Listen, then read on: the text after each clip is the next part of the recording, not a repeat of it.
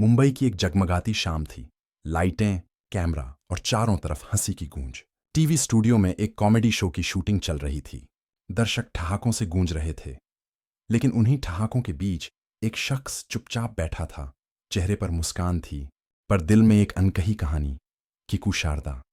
किसी ने आवाज लगाई, किकू सर, अगला सीन तैयार है। वो उठे, मुस्कुराए और मंच पर चले गए। लोगों को हंसाना उनका काम था, मगर उनके अंदर सालों की एक संघर्ष भरी कहानी थी जो शायद कोई नहीं जानता। कहानी शुरू होती है जयपुर के एक आम परिवार से। एक ऐसा घर जहां सफलता का मतलब कारोबार में फायदा था और सपने को अक्सर गैर जरूरी समझा जाता था।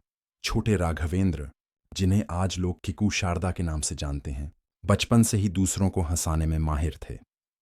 स्कूल में वो जोक सुनाते, चेहरे बनाते और पूरी क्लास ठहाकों से भर जाती। शिक्षक कहते, ये लड़का पढ़ाई कम, लोगों को खुश ज्यादा करता है। घर वालों को लगा ये बचपना है, लेकिन राघवेंद्र के अंदर एक आग जल रही थी। लोगों को मुस्कान देना उसका मकसद था। जब बाकी बच्चे कैलकुलेटर चलाना सीख रहे थे, किकू आईने के सामने एक्टिंग की प्रैक्टिस कर रहे थे। पिता ने कहा, बेटा, ये मजाक छोड़ो, असली जिंदगी में कुछ करो, बिजनेस संभालो। किकू ने धीमे से कहा, पापा, अगर सच सिर्फ पैसे में है तो सपनों का क्या कसूर है। जयपुर से मुंबई पहुंचना आसान था, लेकिन पहचान बनाना मुश्किल। मुंबई ने स्वागत नहीं किया, उसने परखा। किकू ने सैकड़ों ऑडिशन दिए, हर जगह एक ही जवाब, हम आपसे संपर्क करेंगे। कोई संपर्क नहीं आया। पहली बार जब उन्हें मंच पर मौका मिला, उन्हें सिर्फ 700 रुपए मिले। किसी ने हंसकर कहा, इतने में तो डिनर नहीं होता। किकू ने मुस्कुराकर कहा, डिनर नहीं, मगर ये मेरे सपनों का पहला स्वाद है। वो दिन भी आए जब उन्हें किराया देने के लिए उधार लेना पड़ा, जब पेट से पहले सपना भूखा सोया।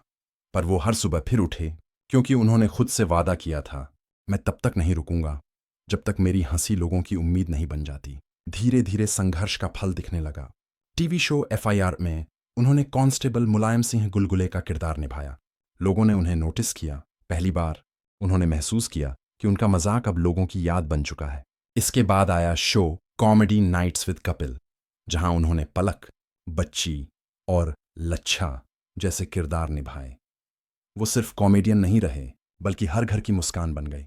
उनकी आवाज, हाव भाव और टाइमिंग सब अनोखे थे। लोग कहते, जहां किकू है वहां उदासी की जगह नहीं। हर सफलता के पीछे कुछ अधूरापन होता है। किकू के जीवन में भी एक बड़ा हादसा हुआ। उनके माँ बाप दोनों कुछ हफ्तों के फासले में दुनिया छोड़ गए। वो अमेरिका में शो की शूटिंग कर रहे थे जब माँ का फोन आया। उन्होंने सोचा, कल बात कर लेंगे। वो कल कभी नहीं आया। माँ चली गई। किकू कहते हैं, मैंने समझ लिया, प्यार का वक्त कभी कल पर मत टालो, कल कभी आता नहीं। वो टूटा हुआ इंसान बन गए थे, मगर मंच पर वही मुस्कान लिए खड़े रहे, क्योंकि लोगों की हंसी अब उनकी जिम्मेदारी थी।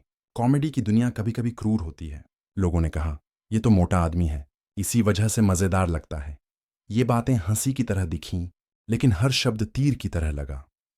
एक दिन उन्होंने आईने में खुद को देखा और कहा, अगर दुनिया मेरे वजन से हंसती है तो मैं उसी वजन से दुनिया को हंसाऊंगा। उन्होंने फिटनेस पर काम किया, पर खुद से नफरत नहीं की। उन्होंने कहा, मोटापा कमजोरी नहीं है, जब तक तुम अपने मन से हल्के हो। धीरे धीरे उन्होंने मजाक को अपनी ढाल बना लिया। लोग हंसते रहे और उन्हें पता भी नहीं चला कि वो एक मजबूत इंसान के सामने हंस रहे हैं। कीकू को कई बार रियलिटी शो से बाहर कर दिया गया। किसी ने कहा, आप इतने बड़े स्टार नहीं कि शो में जगह मिले। वो हंसे, पर अंदर आग जल रही थी। उन्होंने जवाब दिया, नाम बड़ा नहीं बनता, काम बड़ा बनाता है। वक्त बदला और वही शो बाद में उन्हें बुलाने लगे। किकू कहते हैं, हर बंद दरवाजे की आवाज याद रखो, ताकि जब खुलें तो तुम्हें अपनी कीमत पता चले। किकू के लिए हंसी कभी मजाक नहीं थी, बल्कि जीवन का दर्शन थी। उनके किरदारों में आम आदमी की सच्चाई झलकती थी।